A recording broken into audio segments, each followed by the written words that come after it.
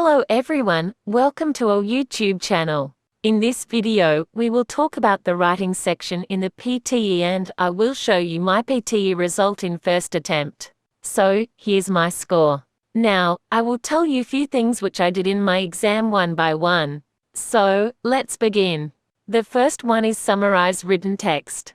Summarize written text carries about 20 marks in PTE and out of these 10 marks contribute to writing section, and another 10 contribute to reading section.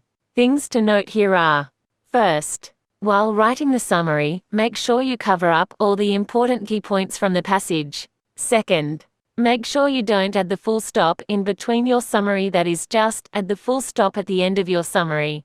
Third, avoid the short forms from the passage, which are having full stop in between them, for example, US having spelling of U.S.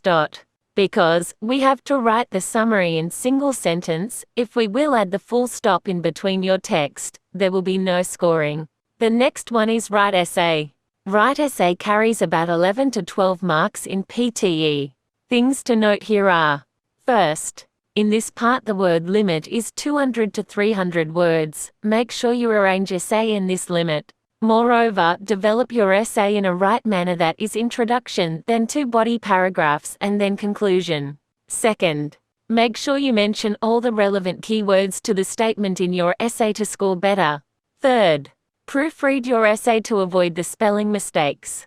Fourth, you can use the essay template in this part.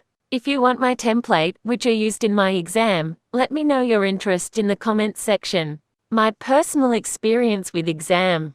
In the summarize written text, I wrote the 65 words in my summary to cover up all the key points from the passage. In write essay, I used my template and tried to mention all the relevant keywords to the statement.